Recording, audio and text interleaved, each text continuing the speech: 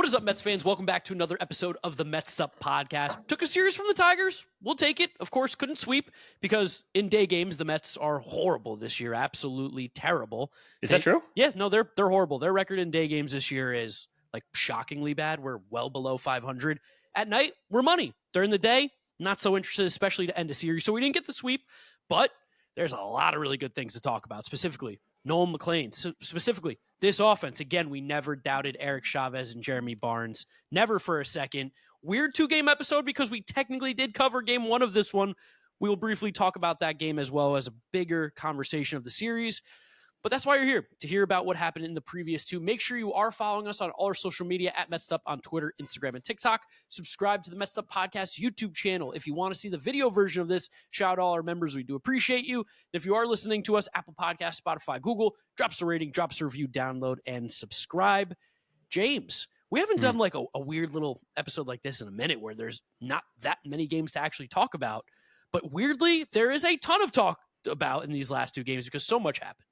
Yeah, and such 2 different games between the absolute offensive onslaught Tuesday night and then the kind of grind it out, can't make this big play, can't do little things with the Ryan Helsley blow up at the back end on Wednesday. I feel like I do want to start on Wednesday just because that's going to be the freshest thing on people's minds. And we know that we have just 25 minutes to talk about Nolan McLean towards like the back middle of this episode, but that was one of the more frustrating games. I'm kind of just actually really, that's not one of the more frustrating games. I flushed the Marlins series out of my brain.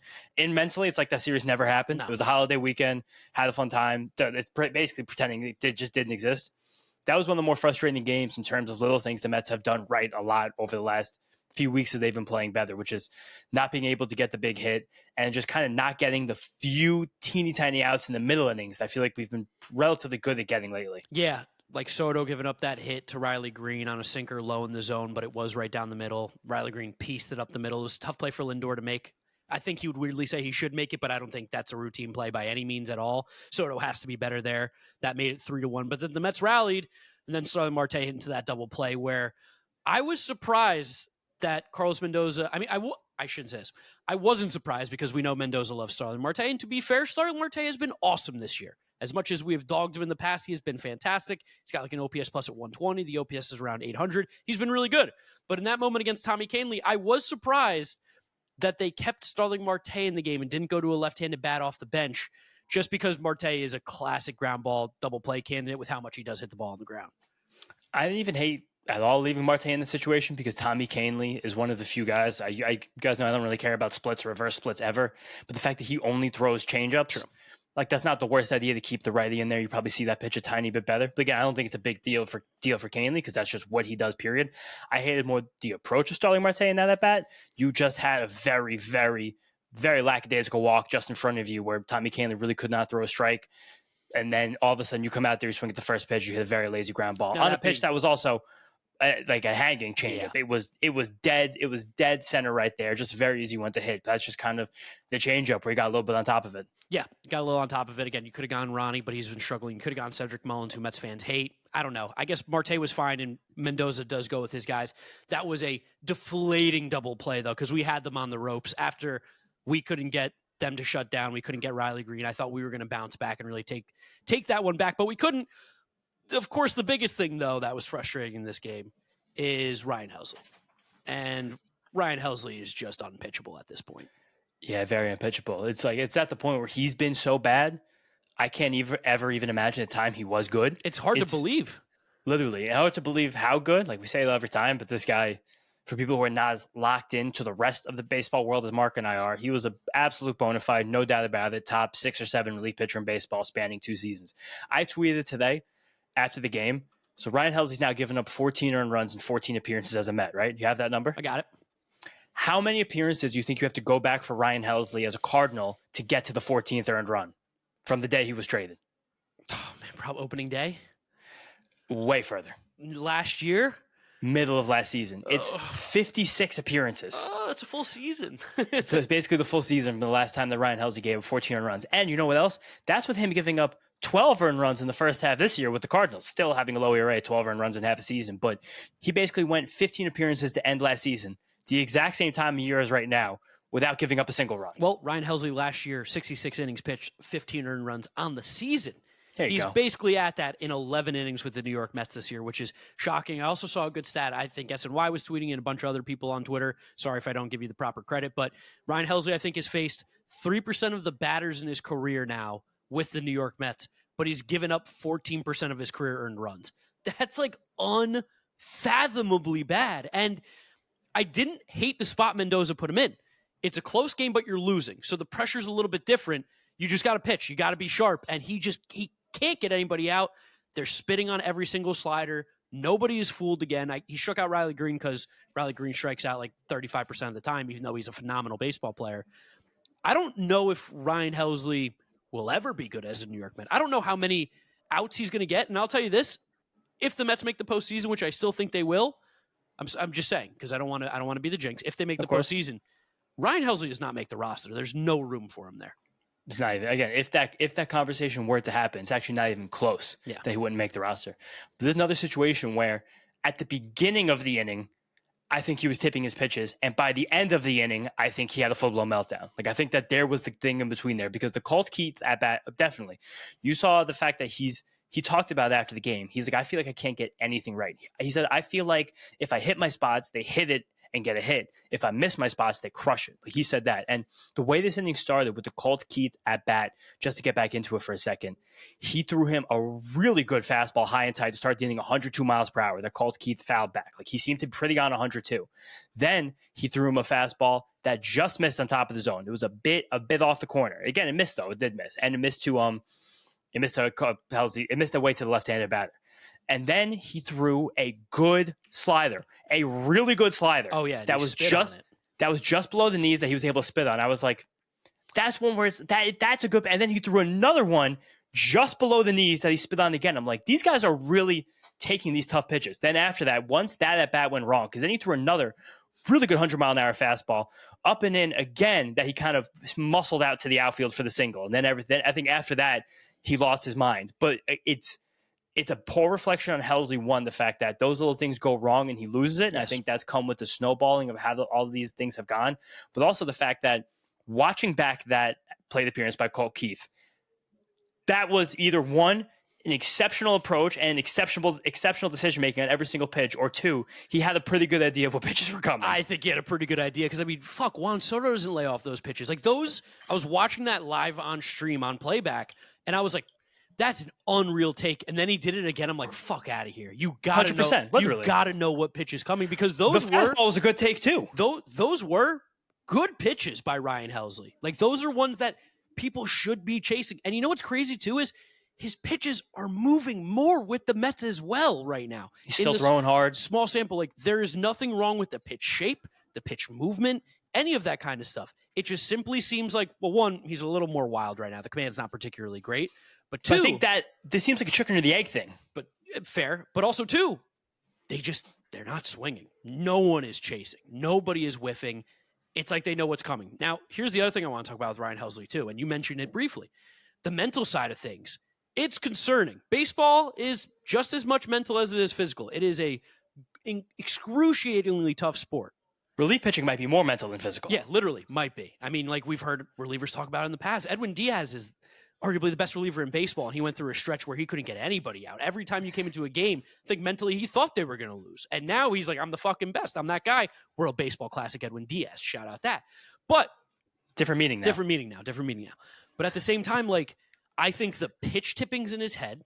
I think he has no belief in himself. I think that there's just a snowball, an avalanche effect happening where he is incapable of pitching. And outside of a mystery IL stint, I don't know how much longer you can keep pitching him on this team. Like, how many more appearances until you're like, I think he's like a DFA candidate? You can't be a DFA candidate if you throw 100 miles an hour. I think Ryan Stanek has taught us that. After the Kerry Carpenter home run, I went to Fangraphs. I was like, does he have a minor league option? Does he? No, he does not. Fuck. And then, like, going back to like the way these at bats actually went, like that Colt Keith at bat again, it was edges of the zone. Yes. Every single pitch he threw. Pitches. It was a really, really good pitch at bat by Ryan Helsley. If you guys don't believe us, watch it back. Check out the pitch sequencing. It was quite good. The Glaber at bat, again, once that happens, he swung and missed at the first one, and then after that. No, he went down 2-0 first. He threw two bad pitches first. He threw two pitches way inside, and he pulled on Glaber Torres that came all the way into him.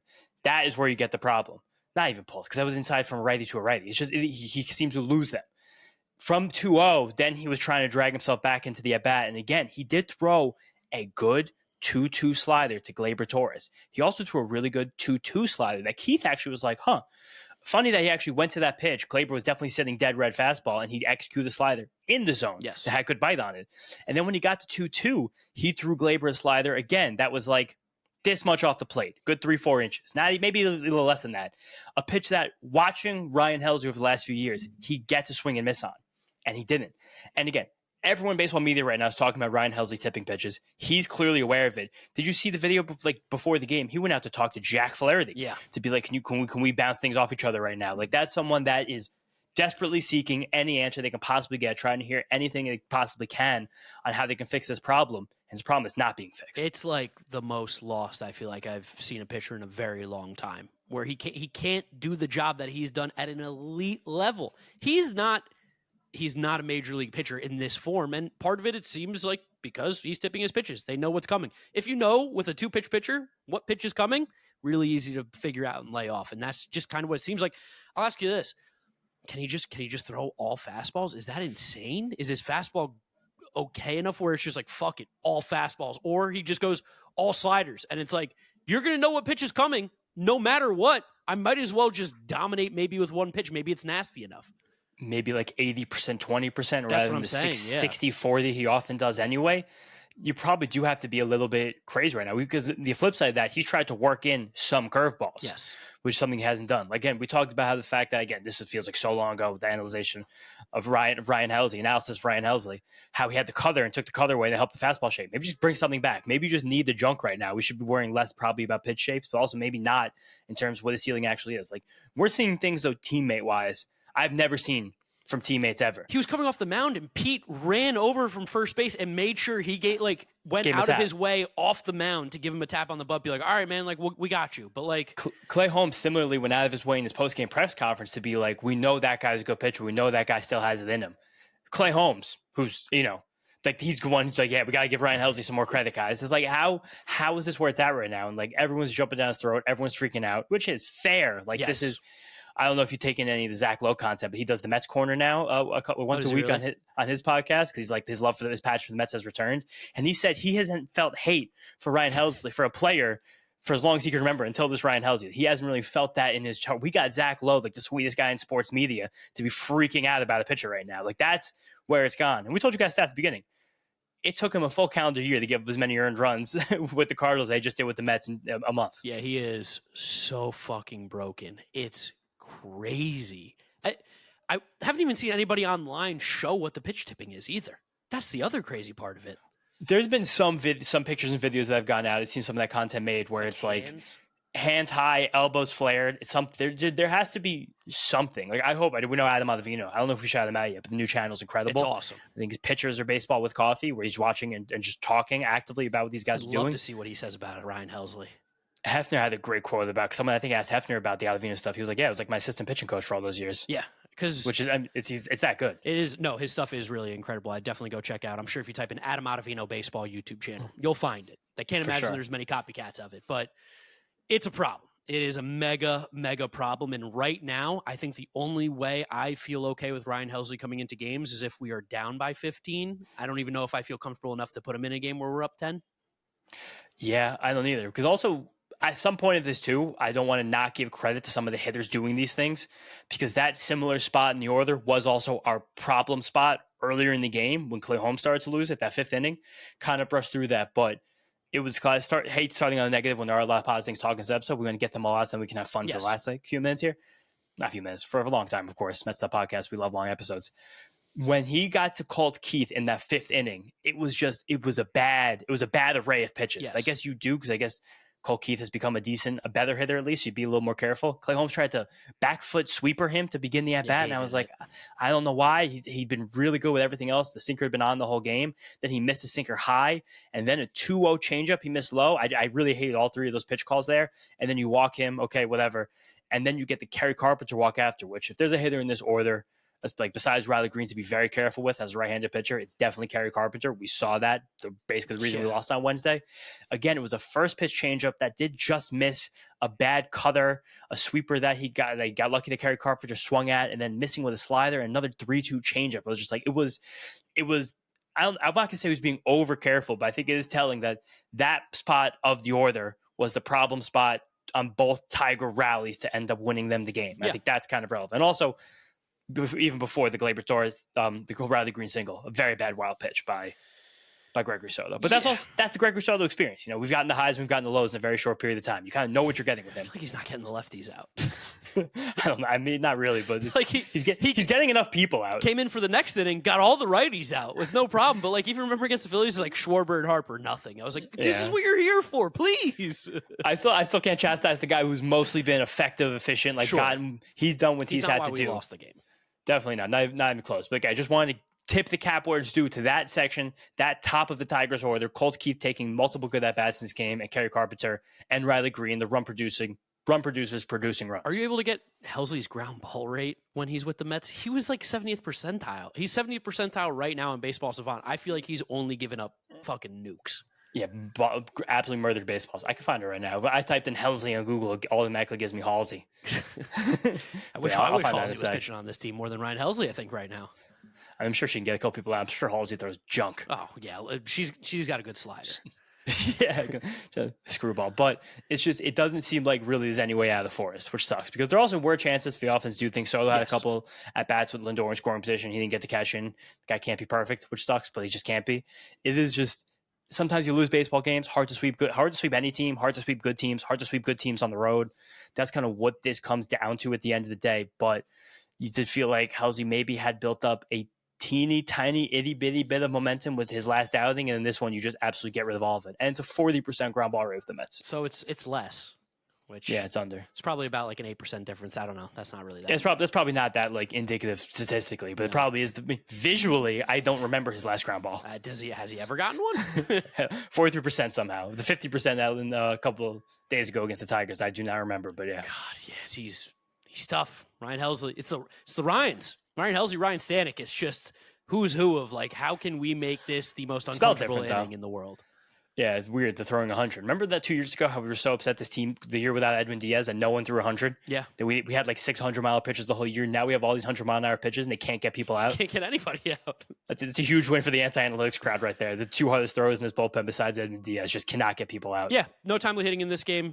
Bad bullpen. That's why they lost. Tigers also have 80 wins. It's a good baseball team. So I'm like you said, Marlins series blanked it out, but fuck. God damn it, how the fuck did we lose that series like that? This one was kind of just like Tigers did play better than us. That's okay. That happens sometimes. In a game, that's totally fine. And also at the same time, giving the Tigers credit for being a good baseball team. I don't know if we'll get any Tigers listeners to this episode, but I'm going to say something to you guys right now. You have no chance to go to the World Series. You will not win the American League. Like, it's obvious watching this team. Like, I'm not, and that's not saying anything that how far the Mets can go or how far the Mets can't go. Watching this Tigers team play baseball, I really think there's no shot. You don't trust in Zach McKinstry getting at bats every day? He's the least of the issues with this team. Zach McKinstry plays good ball, but it's like Charlie Bourne and Jack Flaherty. Yeah, Jack Flaherty. Game stinks. 2 and 3 starters. The second I saw Ryan Helsley talking to Jack Flaherty, I was like, that's a big problem. You got to keep that guy away from Jack Flaherty. Jack Flaherty's just rubbing his stink onto him. But it's just watching this team. I know that they're a fun story, but it's like this is the classic AL Central merchant. Like, there's no way. If there was one actual competitor in that division, like their playoff spot would be tenuous. Yeah, I mean the Royals are like getting hot, and it's like at the wrong time. Talking to Tigers fans, like Magic number's 14. I hope we can get there. I mean, what do you mean you hope you can get there? Who else is in the division? The whole team just stinks. There's 3 teams that are actively not trying to win. The Tigers don't stink. This is the classic thing Tigers are good. They're good. This is the classic thing that's happened with baseball when they've expanded the playoff system. The Tigers are objectively a good baseball team relative to the other baseball teams in the league. Playoff team in the American League. Yeah, but just in terms of the good teams in the league, the Tigers are bad. They're like 8th or 9th. Yeah, of the 10 best teams, the Tigers are like 9th of those 10. Yes. That's kind of. But I like the Tigers, and I hope they do. I hope they make it to the World Series. I like the Tigers. I still think they have a bright future. I love Tarek Skubal. Thank God we got to miss him in this series. Yeah. But at the same time, I watch this team play. I'm like, this is, I don't know. If you guys are expecting a lot, you will be disappointed. Yeah. Switch it over to some positive stuff now, right? Of course. Nolan McLean. I mean, Nolan McLean. I don't want to say because it's on the podcast, but I want to say crazy things. So what do you think I should say? Should I be calm or should I be obnoxious? Be 50th percentile. Be in between yourself. He's really fucking good. Yeah, he's sick. He's really, really, really good. Like, I can't believe how good he is. We knew he was good. I didn't think he was this good. The fact that he had that little scuff in the beginning, like a little bit of trouble that I ran into early in this game, and then he retired 14 straight batters. You don't see pitchers in baseball do that often. Usually, as they see you more, it becomes easier to hit. As the game went on longer, Nolan McLean's like, oh, I got your number. I figured you out. That's not how that works. You do see pitchers in baseball do this. You usually don't see rookie pitchers in baseball do this besides like fucking Paul Skeens last year. Not giving that comparison, but this was probably, since the debut at least, the most adversity Nolan McLean had to face in an individual start as a major leaguer. Like that first inning after retiring the first two and still looking pretty gross doing that. Again, similar thread we're pulling. He was very careful to carry Carpenter, who's worth being careful with. And for the first time in a few weeks, he was clearly missing spots. Yes. I think both the sweeper and the sinker. That was his first walk since the start against the Mariners, which is crazy. And then similarly, careful with Riley Green while missing spots, walks him again. And then Spencer Torkelson hits the single. But in that Riley Green at bat, there was a sinker that he did nail a spot. Yes. It looked like it was going to go with the back foot, but then it sat in low inside corner. Luis Torrens already packed up and gotten out of there, ready to go to the dugout. The pitch was not called to strike, which, tip your cap to the ump. You don't give the rookie that borderline call. Spencer Torkelson muscles out the single, and then Wenzel Perez hits a single. Interestingly enough, I want to shout out that Wenzel Perez single because Wenzel Perez single because he hit 103 miles an hour. There was also the Cole Keith ground ball to start the game at 98 miles an hour. Those were the two hardest hit balls that while Nolan McLean was even struggling in this game, that he allowed at all. There's a blend of contact suppression and swing and miss stuff that we're watching with Nolan McLean that is not really in its small sample of his career. It's hard to find someone else who can match that right now across Major League Baseball. And that's kind of the thing that makes me just the absolute most excited about him. Again, in this game, only 12 balls in play, 8 of them were on the ground. I got, and 3 of them were hit hard. I got a name for you. I texted you it earlier. He's like Spencer Schwellenbach, who's someone that we on this podcast love as a pitcher. I know he's on the Braves. But Spencer Schwellenbach gets strikeouts. He doesn't walk anybody. He gets a ton of ground balls. He has a bunch of different pitches. Really good breaking balls. He throws a four seam more so than the sinker. Yeah, that's what I was going to say. That's the big difference. But the archetype of like how they get what's their bread and butter, which is ground balls and limiting base runners by not giving up walks. It's very similar ages.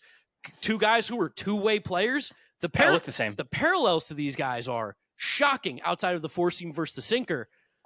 But it feels like Spencer Schwellenbach's an awesome pitcher, and it feels like we've got our own little Schwellenbach right now. I think that there's enough differences in archetype, but I don't think I can compare, honestly. I think compared on the vibe and the ascent, I think that all works, and like maybe the end. I think McLean's going to get many more ground balls than Schwellenbach. Okay. Like I don't know if Schwellenbach's going to wind up being a 50% ground ball guy because it's just 47%. True, but I think there's a big difference between like 60 and 47. Oh no, 60 and 47. I thought you said 50. No, 60 and 47, which I think there's a shot that McLean could get there because of the way that sinker moves. Like we're approaching turbo sinker levels with Nolan McLean, where that pitch, like kind of like you said, it darts out and then it falls down. Like Nolan McLean's sinker drops more than almost every other sinker for a starting pitcher in the league. It got oohs and ahs from the Tigers booth. Jason Benetti was like, "What was that?" Audibly, he said that on television during their broadcast. And again, that's like the outlier pitch. Schwellenbach's fastball is not an outlier, but the velocity bumps it up. Like the difference between McLean sitting 95 and Schwellenbach sitting 97, that's a big difference too. But I do think the fact that they can lean on a fastball and get crazy stuff with that and then mix multiple other stuff off that, that's where their similarities do lie. Yeah, no, I'm so excited to watch Nolan McLean pitch every 5 days. It's almost like unfathomable that he just got to this team. Like 3 weeks ago. It doesn't even really make sense to me. It's like, this is clearly one of the best pitchers on this roster. Again, we know that changes were made in the minor leagues, especially once he got to AAA. July and August, for sure. Can't not stress that enough. But wow, thank God for those changes because holy shit, this is a frontline starter. No, yes, it's starting to get to crazy territory with how we're viewing Nolan McLean. And it's a ton of things that are added together that make him this good. Like it is the crazy sinkers, the crazy sweepers, the crazy curveball. He works in the cutter. He's trying with the changeup. Like the fastball is good enough when he sneaks it through. Like he has so many ways to beat you. Like it is plus movement on an entire array of pitches. Like he's throwing 6 different pitches well at the same time.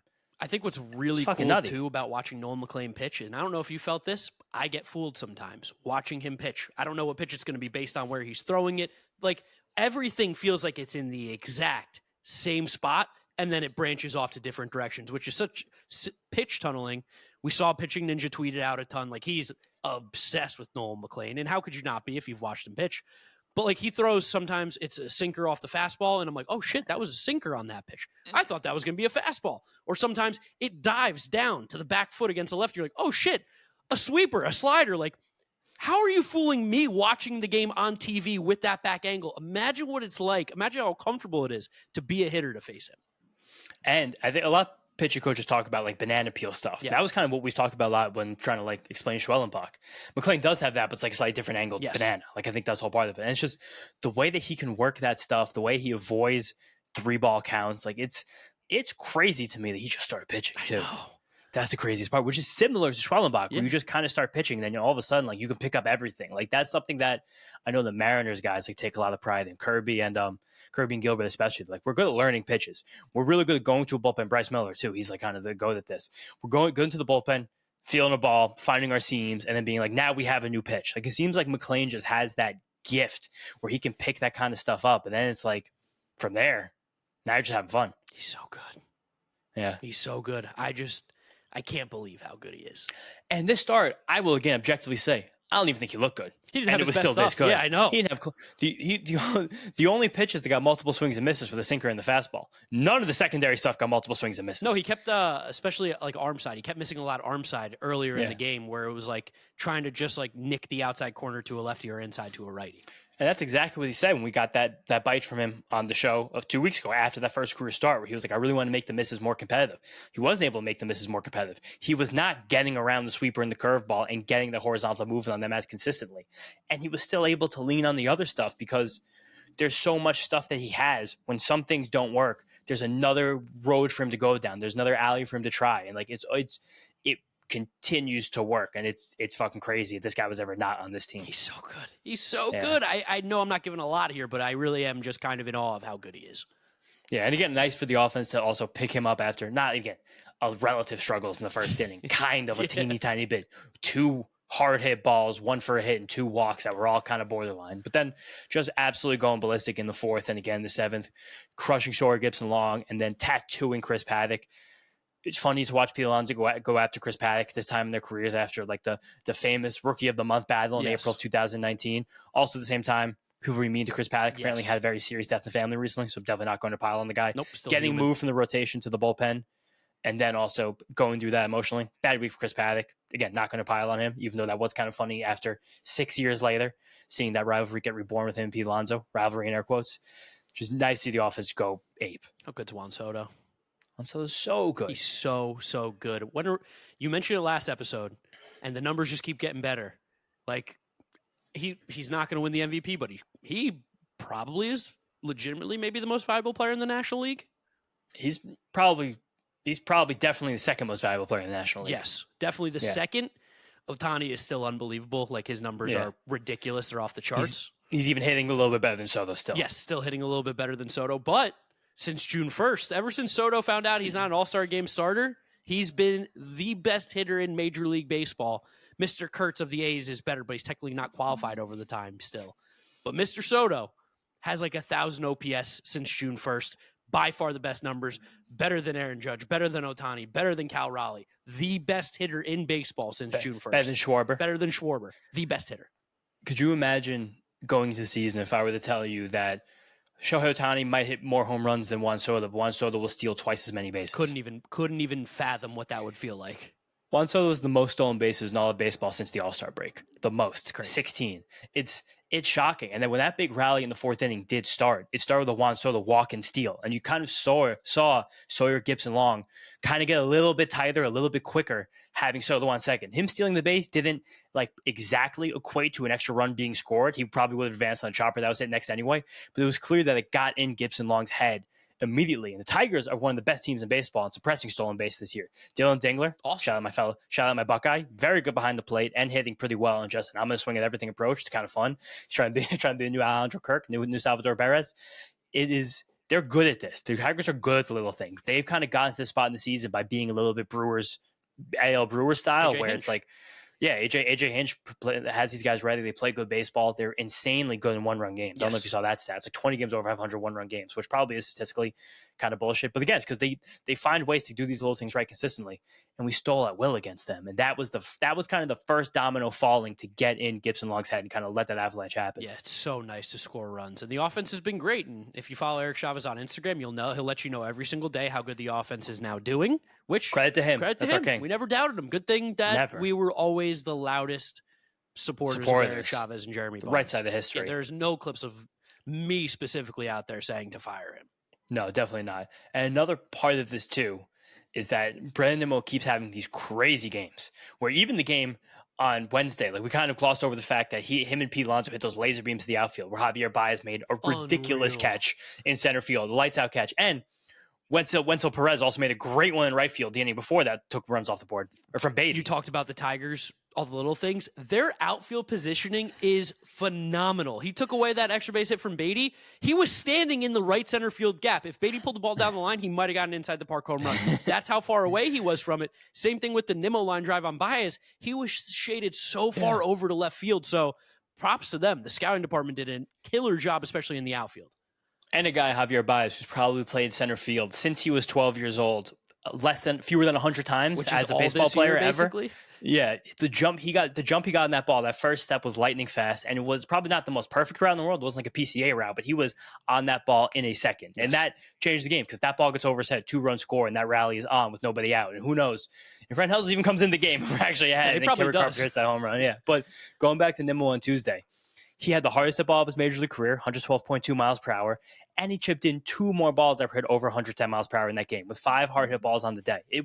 He's dummy locked in right now at the plate. And it's kind of funny to watch his total transformation from the all-around player Brandon Nimmo to now being like a power hitting corner outfielder Brandon Nimmo. Where if we can get like a 30 homer, 800 OPS season out of Brandon Nimmo, like that's our Kerry Carpenter who actually doesn't have any splits and can play the outfield. Yeah, Nimmo's OPS is creeping its way back up to 800, which is about the career average for him. If Nimmo is that player, boy, oh boy, is he so valuable. When he's the 726 player like he was last year, you're like, shit, you can't really hit fourth on this team.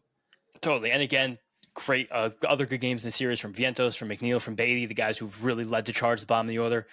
Luis Torrens with the great home run directly off the foul pole. And just a PSA to the Mets fans, there's rampant disrespect happening right now to Cedric Mullins. Insane. I know he hasn't performed like a star, not even close to that since we got him here, but that's also not who he is. He was meant to be kind of like somewhere between the 8th and 9th man, which you're kind of seeing right now in like a very strong sizable platoon. I didn't really love him not being in the lineup in the Clay Holmes game, game after that game. But also at the same time, you saw visible frustration in a lot of his plate appearances that he didn't reach base in the game on Tuesday. When he hit that sac fly right before the Torrens home run, that ball looked like it was way out. Yeah. I don't know how that ball died in the outfield. And then he drew a walk, I think, the at-bat before that. And the next one, he swung and missed at a few pitches with guys on base. And you saw him kind of give himself like a grit, shout, snatch at his bat. Like you're seeing a wear on him. And he made a really nice catch the other day to save a run. Like Cedric Mullins is doing a teeny tiny bit worse than was expected of him. And I think that there needs to be a bit of a break given to him for that. Yeah, I'll say this.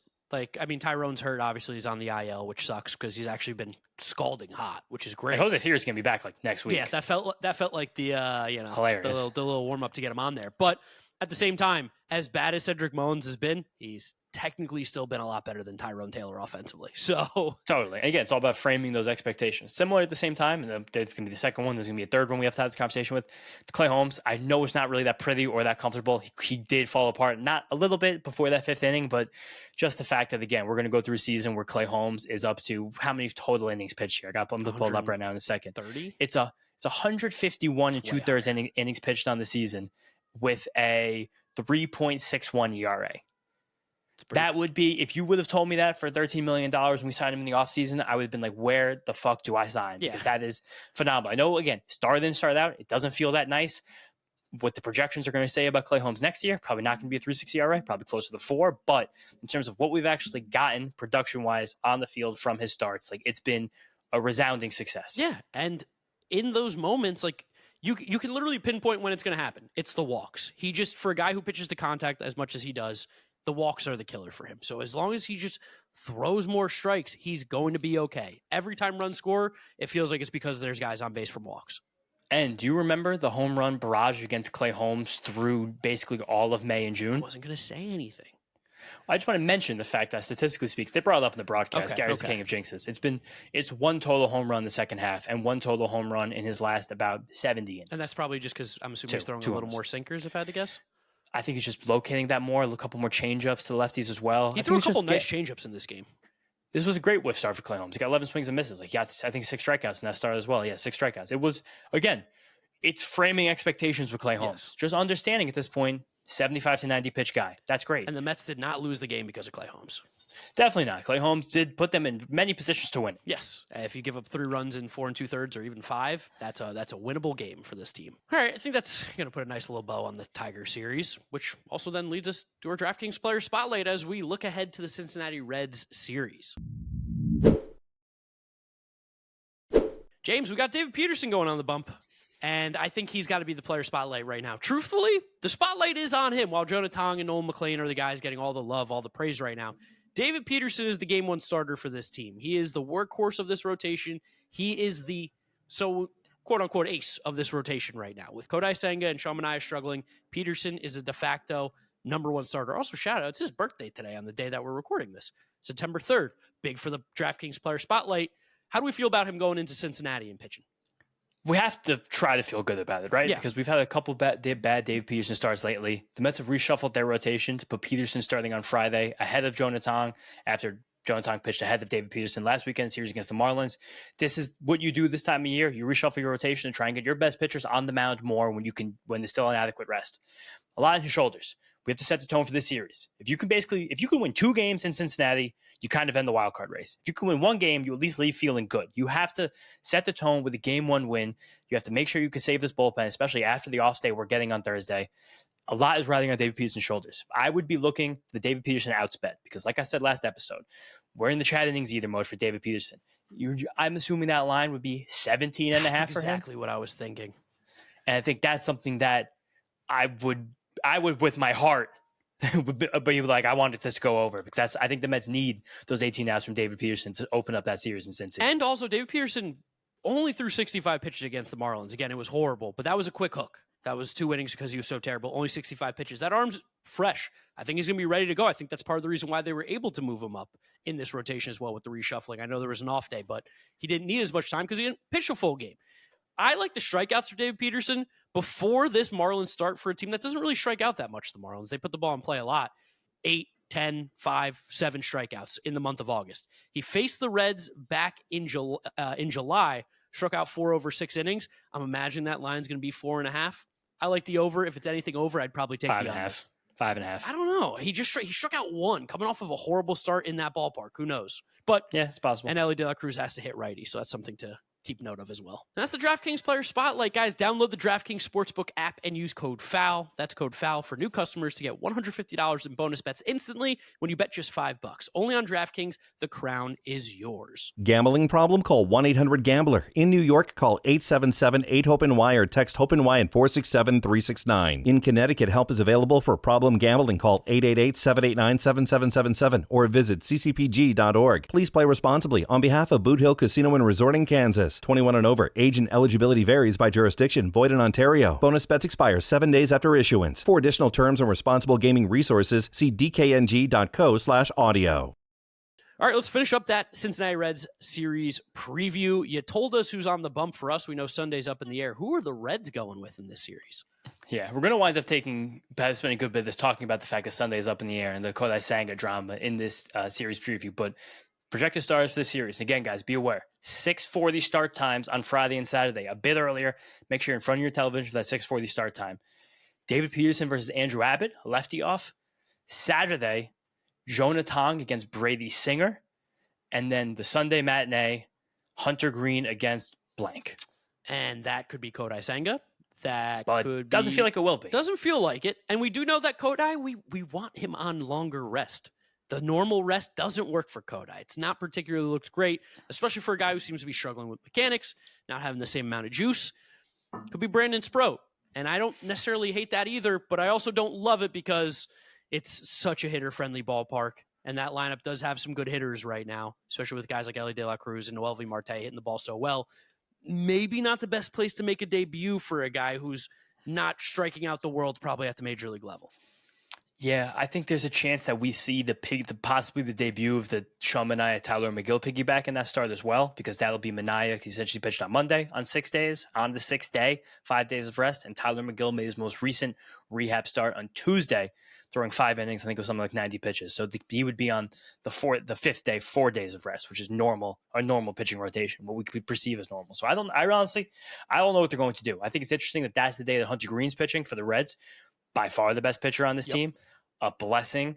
It's such a blessing. We're missing Nick Lodolo, the Mets killer in this series. But it's interesting that we had the Jonah Tong, David Peterson swap. I do like the fact that Jonah Tong doesn't have all the pressure leading this series. I like giving that to the veteran Peterson. But it's a huge series. There's no other way to slice it. This is a huge series. We don't know because the Reds haven't played their game yet. We're going to be either 4 or 5 games up on them heading into this series.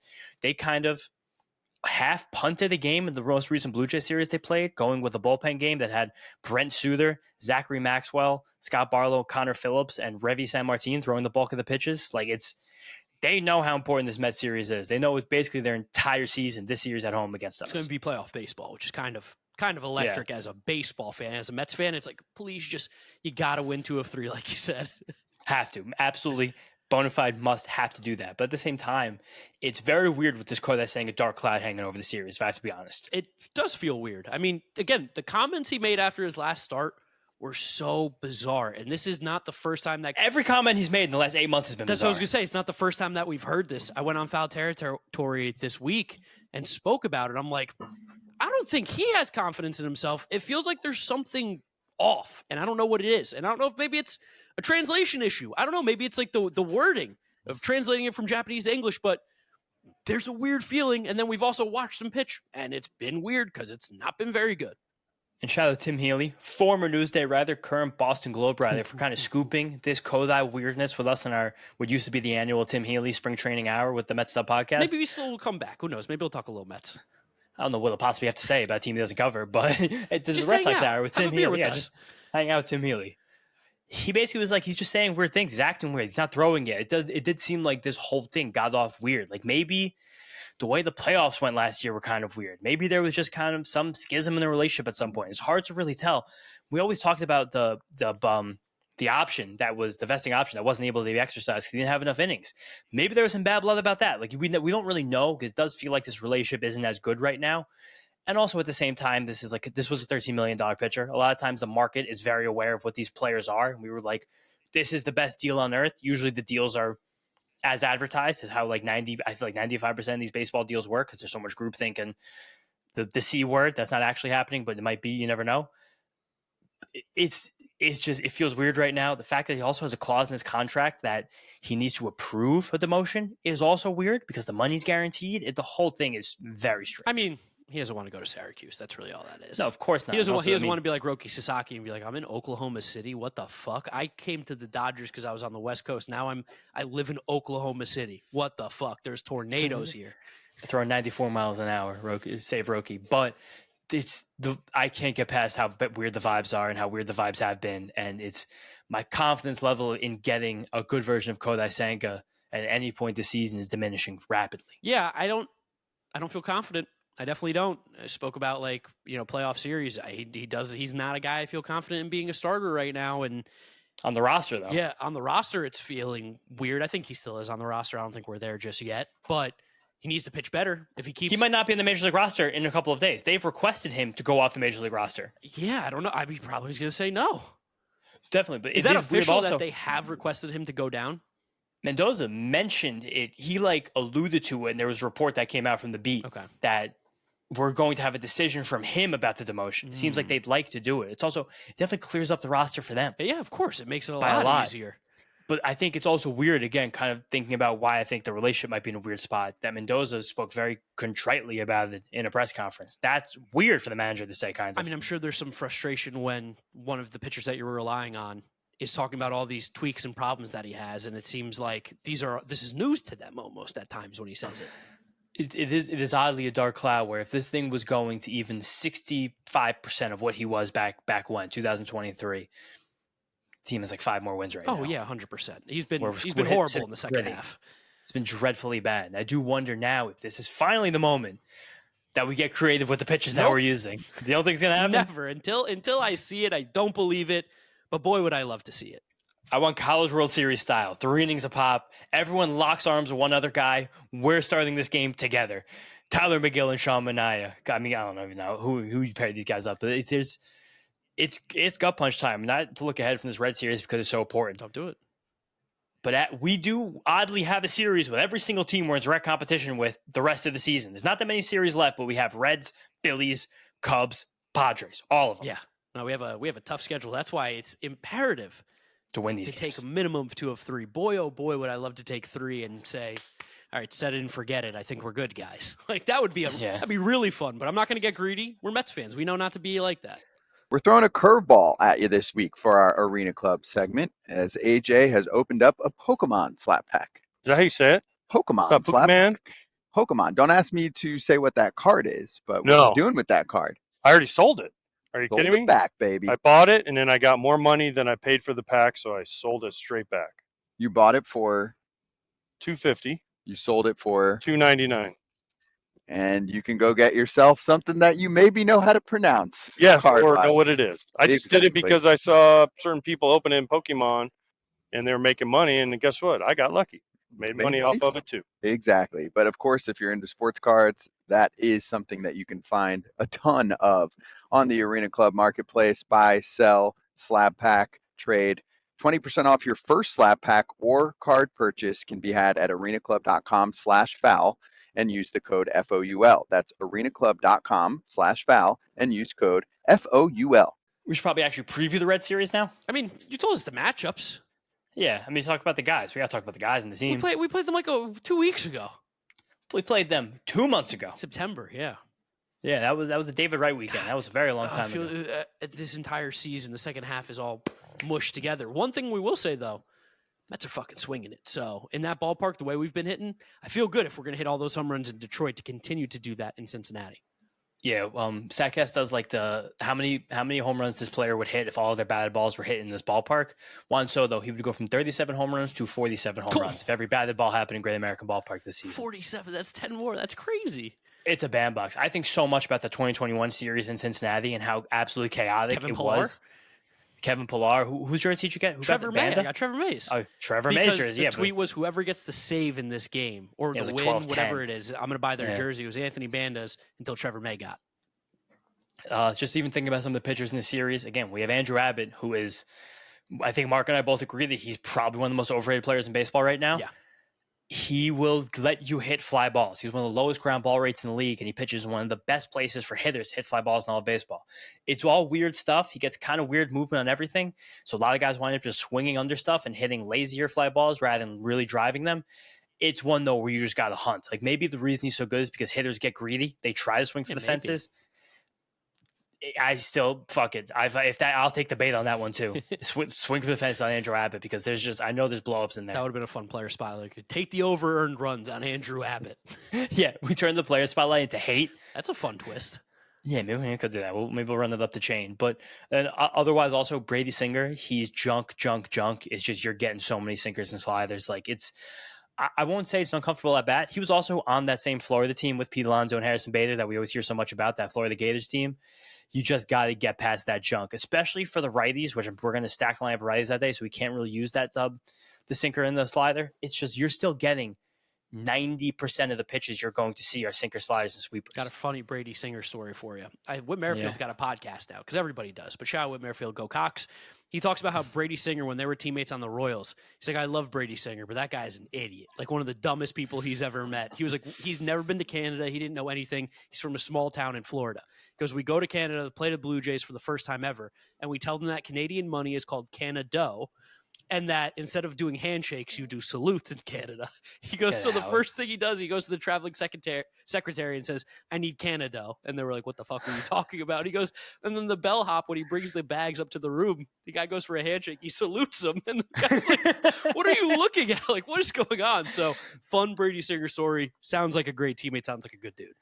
That's kind of sick. There's also another player in the team. I really want to shout out the pitcher. I think you know I'm going to go with this. I don't know if you guys have heard of Zachary Big Sugar Maxwell, but you probably heard his name for the first time on this podcast in January when we were doing projecting the Mets roster in 5 years. And I was like, I'm going to pick my favorite reliever in AAA and put them on the Mets in 2030. And it was Zachary Maxwell because this guy he's 6'6", like 280 pounds. He throws 100 miles an hour. It's also funny, Sugar and Big Sugar, him and Edwin Diaz. It's unreal what this guy can do. He, in like one fell swoop, has just single-handedly saved this Reds bullpen. It feels like he's going to be the closer any second now because the stuff is that sick. You don't think that Emilio Pagan and Tony Santillan are going to hold it down if they make a run?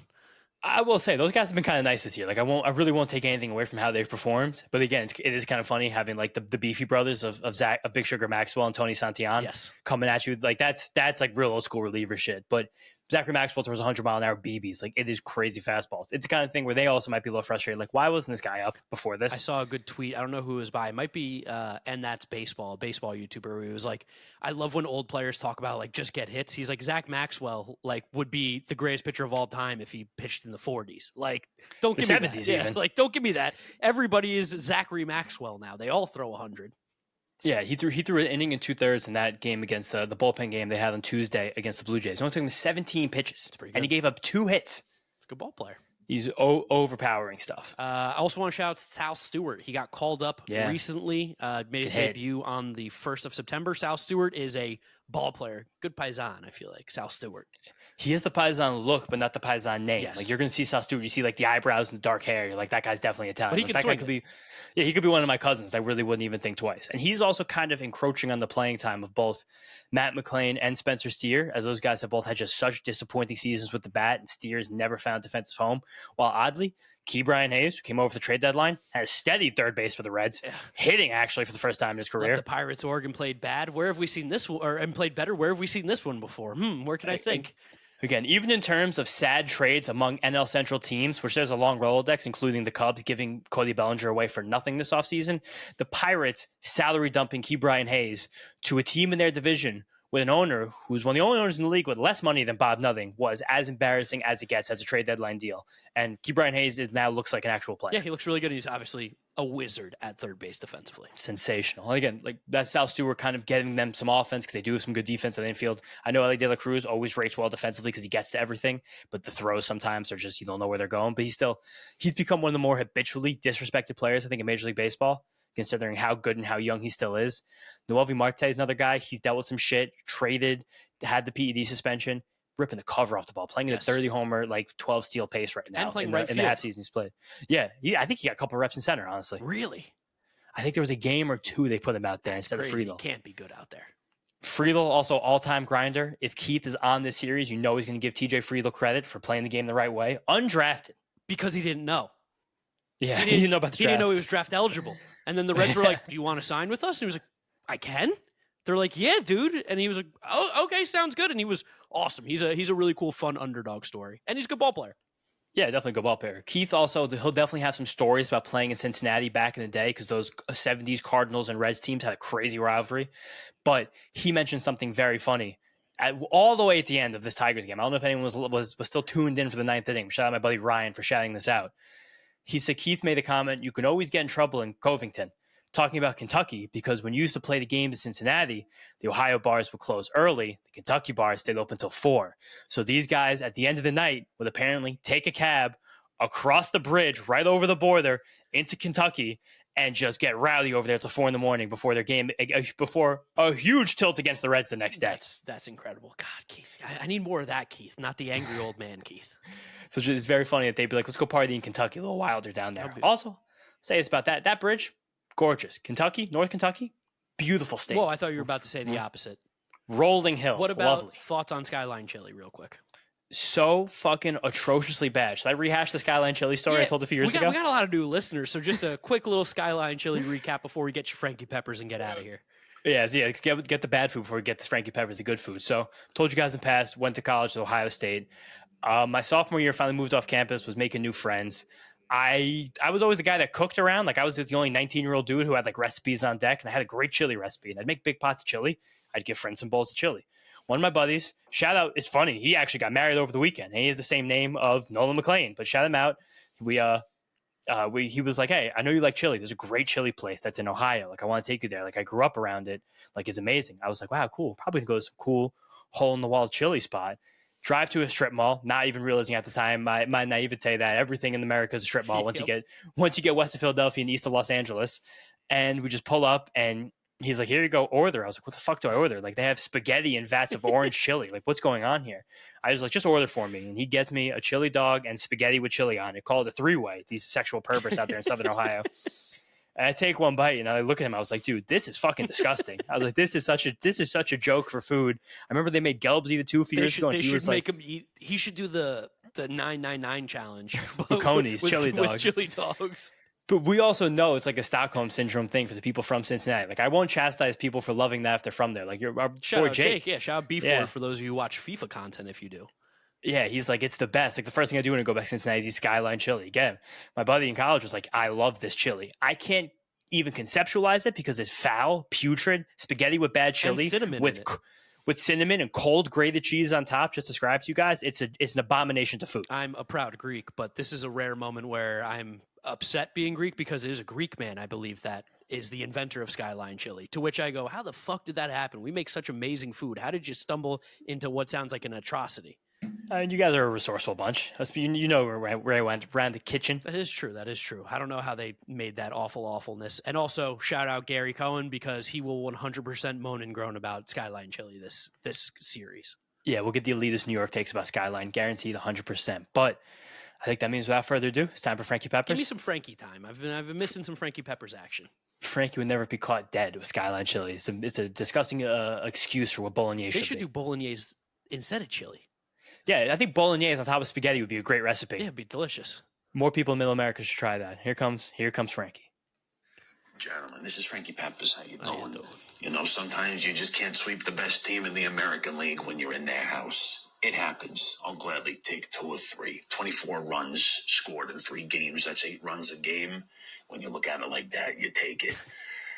When Ryan Helsley lets up 24 runs in 3 games, that's a little concerning. I still don't know what to do about him, boys. I'm sure you discussed it, but I'm very interested to hear your take. So not a lot to say here. Just go out and step on the necks of the Cincinnati Reds. Just go take care of business, boys. And if we lose this series, I will eat some Skyline chili. How about that? And I don't want to do that, so don't make me do it, okay? Gotta win. Hope you boys are doing well, and I'll talk to you soon. Let's go, Mets. Whoa, Skyline chili. We're synchronized with Frankie Peppers. We're on this. We'll make that joke.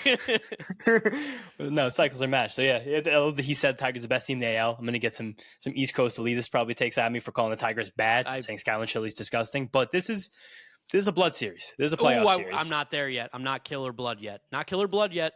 This is it. No, this is kill. No, this is win. Kill and blood is saved for specific moments. Red Nation, the game, Lil Wayne. Yeah, I'd love to sweep. 2 of 3, I'll be happy. It's not a kill moment yet. Oh, 2 of 3, I'm ecstatic. Yeah, that's not kill yet. 2 of 3 is kind of like a kill. That's like putting the knife and not twisting it. A sweep is a twist and a pull. This is a stomp. All right. This is a stomp. Semantics. The messed up podcast. That's what happens when you get an hour in. And that's it. I got nothing else for you guys. Thank you for listening. Thank you for watching. Make sure you follow us on all our social media at Mets'd on Twitter, Instagram, and TikTok. Subscribe to the Mets'd Podcast YouTube channel for the video version of this. And if you're listening to us, Apple Podcasts, Spotify, Google, drop us a rating, drop us a review, download, and subscribe. You can follow James on social media at James Shiano. I'm Draftnik Mark with a C. Thank you guys for listening. Got something to shout out too, don't we? Yeah, next one. Okay. Thank you for watching. And we'll have a shout out on the next episode, so you guys can listen to Special that shout out. if you've made it an hour and 2 minutes and listen to the last possible words we say. Peace out, guys. Let's go Mets. Let's go Mets. See you guys next time.